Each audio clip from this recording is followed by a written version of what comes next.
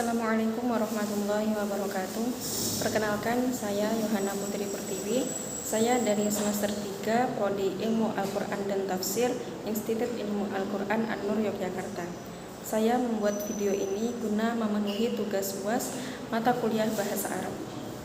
Saya di sini akan menjelaskan tentang terjemah Al-Quran yang terdapat dalam kitab Mabahits fi Ulumil Quran karya Syekh Manak Khalil Al-Qatan.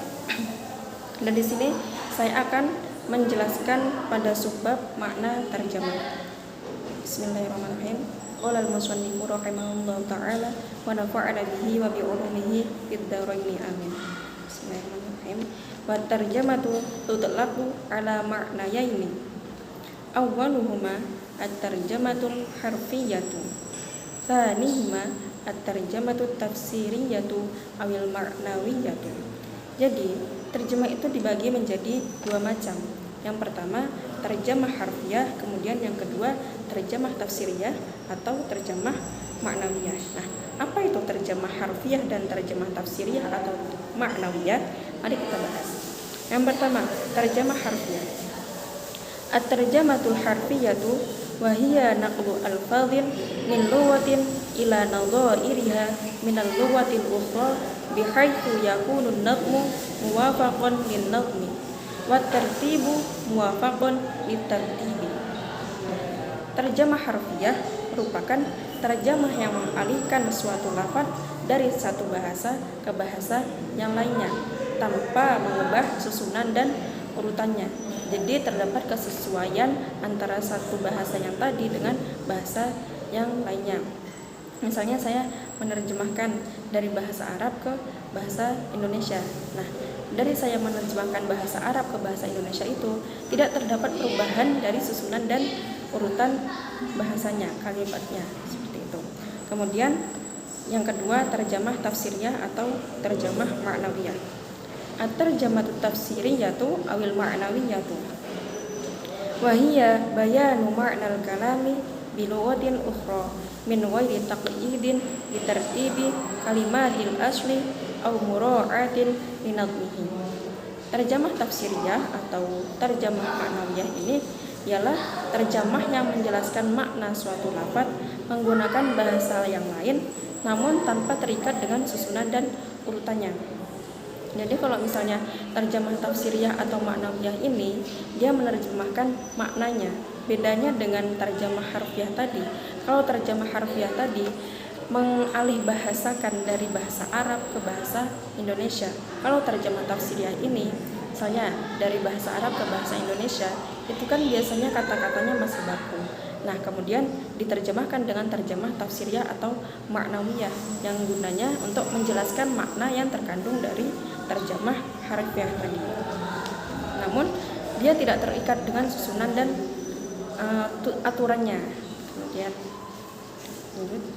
walladzina 'ala basharin bil lughati ya'rifuna anna tarjamatal harfiyata bil ma'nal madhkur la yumkinu husuluha ma'al mahafadhati 'ala siyaqil asli wal ihadati bi jami'i ma'nahu fa inna khawas kulli lughatin takhtalifu 'anil ukhra fi tartibi ajza'il jumlah fal jumlatul fi'liyatu fil lughatil arabiyyati tubda'u bil fi'li fal fa'il fil istifhami wa wajrihi wal mudhaf muqaddamu 'ala al mudhaf ilaihi wal mawsuf muqaddamu 'ala sifah illa idza urida al idhafah 'ala wajhi at-tashbih mathalan kalu jaidul ma'i aw kana al kalamu min idhafati sifati ila ma'muliha ka'adhimil amali wa laysa sya'nu kadzalika fi sa'iril lughati.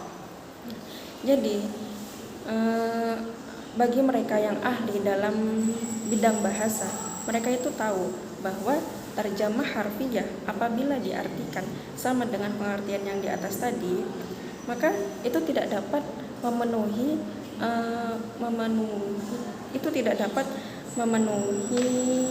secara baik, secara sempurna.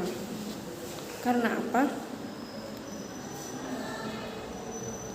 Karena yang dijelaskan dalam terjemah harfiah tadi kan pengertiannya bahwa mengalihkan suatu lafaz dari satu bahasa ke bahasa lain-lain. tanpa mengubah susunan dan urutannya. Sementara setiap bahasa itu memiliki karakteristik yang berbeda-beda, dan tentu tertib bagian kalimat-kalimatnya juga berbeda antara satu dan lainnya, maka tidak sesuai dengan yang terjemah harfiah yang diartikan di atas. Kemudian sebagai contohnya itu misalnya dalam bahasa Arab. Dalam bahasa Arab itu ada jumlah fi'liyah, di mana dalam jumlah fi'liyah ini dalam bahasa Arab dimulai dengan fi'il, atau dalam bahasa Indonesia disebut dengan kata kerja. Nah, kemudian setelah fi'il baru muncul fa'il, yaitu subjek. Misalnya contoh kata koma zaidun, berdiri Zaid. Nah, dalam bahasa Arab koma itu fi'il, zaidun merupakan fa'ilnya, itu diduluankan fi'ilnya, kata kerjanya. Sedangkan dalam bahasa Indonesia yang didahulukan itu merupakan subjeknya. Jadi yang didulukan adalah zaidun berdiri, seperti itu. Nah, kemudian dalam bahasa Arab juga susunan mudhaf dan mudhaf ilaih yang mengandung susunan mudhaf itu didahulukan dari mudhaf ilaihnya, kemudian mausuf dari sifatnya. Nah, kecuali yang ada dikecualikan dalam mudhaf itu yaitu idhofah tasbih. Karena idhofah tasbih ini mengandung arti penyerupaan, seperti kata lujainul ma'i yang artinya perak air. Perak air itu maksudnya air yang diserupakan seperti perak. Seperti itu. Wa ta'birul arabiyyu yahmilu fi qiyadihi min asraril lughati ma la yumkinu ay yakhilla mahallahu ta'birun akhar bi lughatin ukhra. Fa innal alfadha fit tarjamati la takunu mutasawiyatal ma'na min kulli wajhin fadlan 'anit tarkibi. Selain dari yang atas tadi, bahasa Arab itu memiliki banyak keistimewaan. Jadi dalam bahasa Arab ini memiliki banyak rahasia-rahasia yang tidak bisa dia ungkapkan dengan bahasa yang lainnya, hanya dengan bahasa Arab saja, karena bahasa Arab ini memiliki susunan yang berbeda. Nah, sedangkan dengan bahasa lain itu juga memiliki makna dan susunan yang berbeda. Wal Qur'anul Karim fi ummatil arabiyyati fasahatun wa balaghatun wa lahu min khawasit tarakibi wa asraril asalibi wa lataifil ma'ani wa sairil ayati i'jazihi ma la yastaqillu bi adaihi lisanun. Dan Al-Quran itu merupakan bahasa Arab yang fasahah dan balaghahnya itu paling tinggi, paling istimewa. Bahkan orang Arab saja itu tidak bisa menggunakan bahasa Arab yang ada dalam Al-Quran. Jadi mereka dalam kehidupan sehari-hari itu tidak menggunakan bahasa Arab, bahasa yang terdapat dalam Al-Quran, karena bahasa Arab dalam Al-Quran itu langsung dari Allah Subhanahu wa Ta'ala. Mungkin hanya itu saja yang dapat saya jelaskan.